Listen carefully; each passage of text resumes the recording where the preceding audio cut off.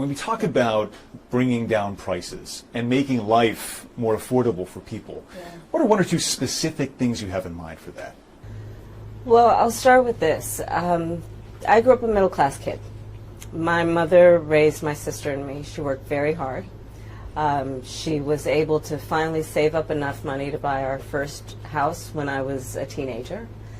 I grew up in a community of hardworking people, you know, construction workers and nurses and teachers. And I try to explain to some people who may not have had the same experience, you know, but a lot of people will relate to this. You know, I grew up in a neighborhood of folks who were very proud of their lawn, you know, and I was raised to believe and to know that all people deserve dignity, and that we as Americans have a beautiful character. You know, we have ambitions and aspirations and dreams, but not everyone necessarily has access to the resources that can help them fuel those dreams and ambitions. So when I talk about building an opportunity economy, it is very much with the mind of investing in the ambitions and aspirations and the incredible work ethic of the American people, and creating opportunity for people, for example, to start a small business. That was Kamala Harris's answer to the question, what are one or two specific things you would do to bring prices down? And we were subsequently treated to a word salad surrounding folks who were very proud of their lawn. Can you even imagine what the facial expression was of that reporter while he sat there listening to that? Well, it doesn't matter because we've got a brand new post-debate poll from the 2020 election's most accurate pollster. And let's just say Kamala ain't going to like it, but you are sure going to love it. Hey, gang, it's me, Dr. Steve, your Patriot Professor, here to help you stay sane in these insane times. So whatever you do, make sure to smack that bell and subscribe button. Before we dive into this latest post-debate poll you're going to absolutely love, I got to ask you, are you like me? Do you have trouble sleeping at night? Because I know I do. I'm a horrible sleeper. I just can't turn my brain off. And so I toss and I turn often, frankly, for hours before I'm able to fall asleep. But gang, I've come across something that has absolutely revolutionized my life. It's called Beam Dream, and it's completely changed the way I sleep. Gang, I sip a nice hot cup of Beam Dream, and I kid you not, I'm out like a light. And I have the most restful sleep ever all throughout the night. It's become a nightly ritual of mine that I look forward to. Plus, I never wake up feeling groggy the next morning. Instead, I feel refreshed and ready to take on the day. And they're offering Turley Talks listeners an exclusive discount. So just click the QR code on the screen or use the link below to get the best night of sleep you've had in years and propel your wellness journey into the next stage. Click the QR code or go to shopbeam.com/Turley Talks. That's shopbeam.com/Turley Talks for your amazing discount today. All right, we have the first post-debate poll to drop from the single most accurate polling outlet of the 2020 election. Our good friend Rich Barris noted that they were the only polling outlet that more accurately polled the 2020 election than he did. By 0.2%, Atlas Intel had Biden winning by 4.7% of the vote. Biden ended up winning by 4.5%. Atlas Intel has just dropped their first post-debate poll taken on Wednesday and Thursday after the debate last week. And what do you know? Trump has a national lead of 3 points over Harris. That's head-to-head. With the full lineup, his lead grows to 4 points.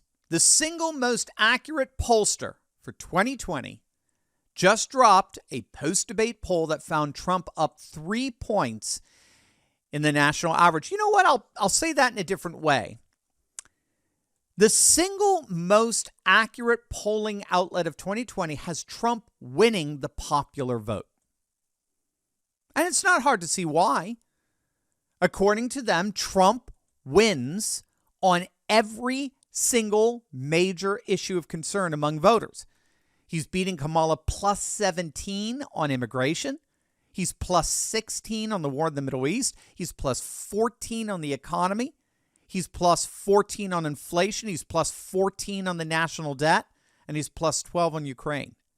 Here's what the CEO of Intel Atlas, Andre Roman, had to say regarding what he thinks Trump's chances are of victory in November. What about you? Well, I'm very much oriented by the numbers we have, and I believe in those numbers. And if I believe in those numbers, and I think about how this plays out, swing state by swing state, and that is something that we'll be releasing next week, I would give Trump 70% chance of winning and Kamala 30%. That means that Kamala still has a chance, but I wouldn't call this race that. So there you have it, gang. They're giving Trump a 70% chance of winning this election, given the data analysis that they have accumulated.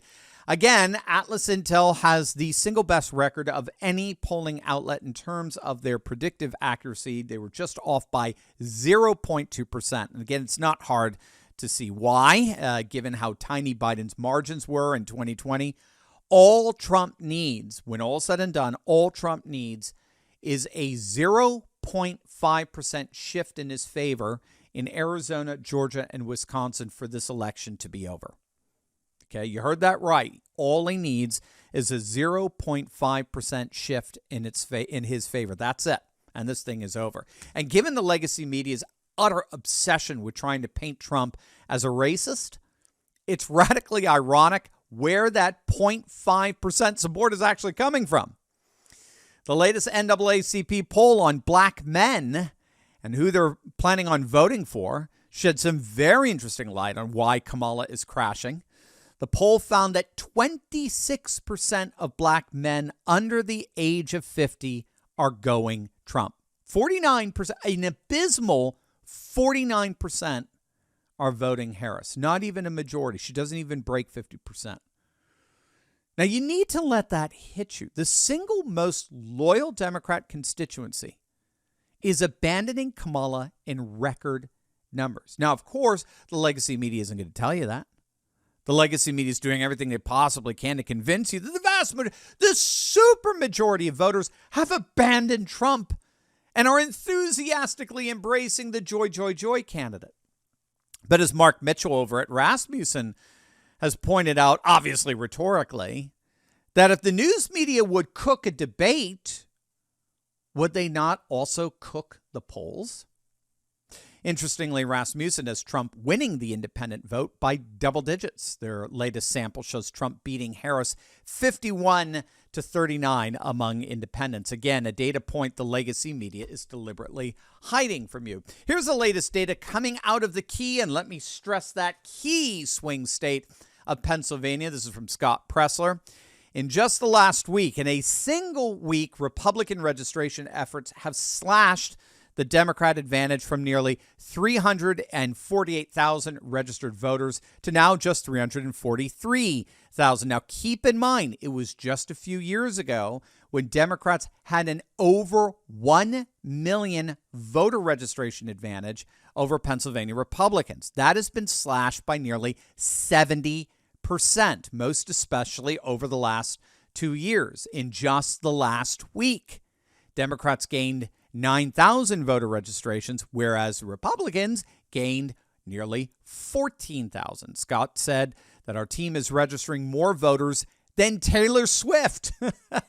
Data doesn't lie. No, of course it doesn't. That would be the legacy media's job, the lying legacy media. Now, at the very same time, we're getting some amazing news, what Scott, who's on the ground in Pennsylvania, what Scott's calling earth-shattering news. The Pennsylvania Supreme Court ruled that improperly mail-in ballots will not be counted. That is huge.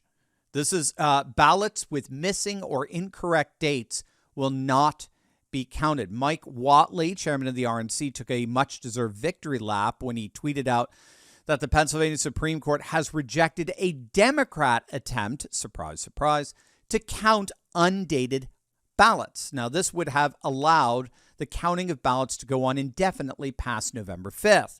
Apparently, that effort has now been thwarted.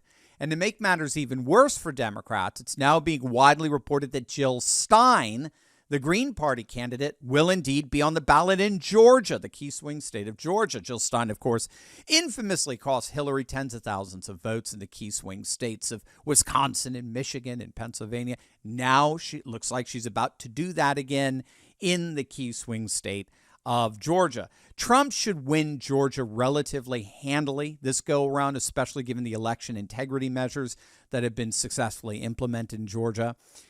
In Arizona, Trump is polling at 2016 levels. He's right around where he was in September 2016 when he went on to win the state by nearly 4 points. Kamala Harris is actually running 6 points behind where Biden was at this time in the 2020 election. And in North Carolina, the early ballot requests in general have imploded since 2020.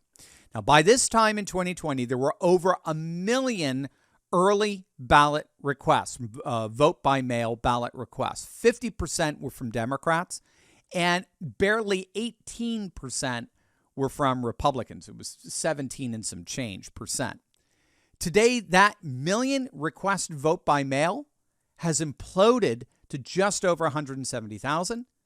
The 50% Democrat request has dropped to 38%, and the Republican requests have gone up to 23%. And keep in mind, Trump won North Carolina, again, rather handily back in 2020, even with that huge number, over 1 million vote by mail requests, along with the massive discrepancy between Democrat and Republican vote by mail percentages. Now, today in 2024, the overall request numbers are down dramatically by over 80%.